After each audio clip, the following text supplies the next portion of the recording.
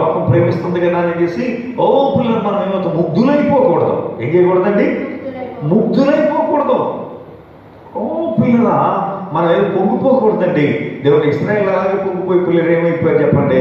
ఓ పిల్లలు దేవుని చేత విడవబడ్డారు, పిల్లలు శ్రమల పాలైపోయారు. ఎవరైతే మీరు చాలా గొప్పలని మీ అంత చూడలేరని బాబాయ్య అని చేసి కాళ్ళకి దండం పెట్టారో వాళ్ళు ఏం చేశారంటే నెత్తి మీద కాలు వేసి మరీ పిల్లలు ఇశ్రాయేలు తొక్కారు. దేవుడు అటువంటి నీచ స్థితికి పిల్లడు కనుక ఉన్నతమైన స్థితికి ఇచ్చేవాడు ఆయనే కాబట్టి ఆయన పిలువబడి ముందు ఆయనకే ప్రథమం, ఆయనకే ప్రధానం, ఆయన తర్వాత ఎవరైనా స్తోత్రం చెప్తామండి. హల్లెలూయా అంటే సభకి స్తోత్రం.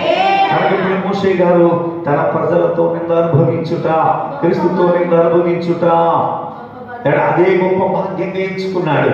మరి మేలేందని మనం చెప్పడుతున్నామా? మరి ఏం చేస్తున్నాం ఒకసారి ఆలోచన చేయండి. అందరం దేవునికి స్తోత్రం చెప్తాం. రెండు స్థానానికి స్తోత్రం చెప్తాం. హల్లెలూయా. దేవుని బిడ్డలారా ఆలోచన చేయండి పిల్లరా, మనం పిల్లరా దేవుని బిడ్డలారా ఆలోచన చేయండి పిల్లరా. దానియేలు గ్రంథంలో మనం చూస్తున్నాం. జాగ్రత్తగా ఆలోచన చేయండి పిల్లరా. ఏమండి? ఓ పిల్లలు చూడండి,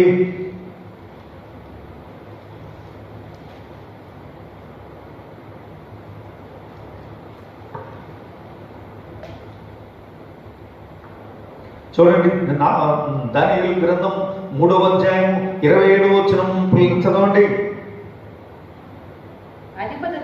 అధిపతులను, సేనాధిపతులను, సంస్థానాధిపతులు, రాజు యొక్క ప్రధానమంత్రులు కూడి వచ్చి ఆ మనుషులను పరీక్షించి వారి శరీరములకు అగ్ని ఏ హాని చేయకుండాయు వారి తల వెంట్రుకలు ఒకటైనను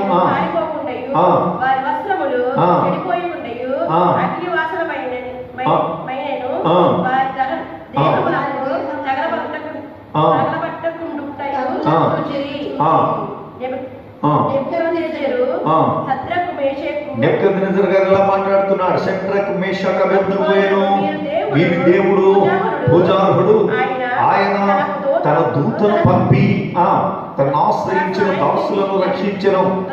వారు తమ దేవునికి గాక మరి ఏ దేవునికి నమస్కరింపకయు ఏ దేవునికి సేవింపకయు ఉందుమని తమ దేహము అప్పగించి రాజా యొక్క ఆజ్ఞను వ్యర్థపరిచిరి. కాగా నేను ఒక శాసనం నియమించుచున్నాను, ఏదనగా ఈ విధముగా రక్షించుటకు సమర్థుడకు దేవుడు గాక మరి ఏ దేవుడును లేడు. కాగా ఏ జనులలో గాని ఏ రాష్ట్రంలో గాని ఏ భాష మాట్లాడు వారిలో గాని శద్రక్ మేషక్ అబేద్నెగో వారి దేవుని ఎవరు దూషించునో వాడు తుత్తునీయులుగా చేయబడును.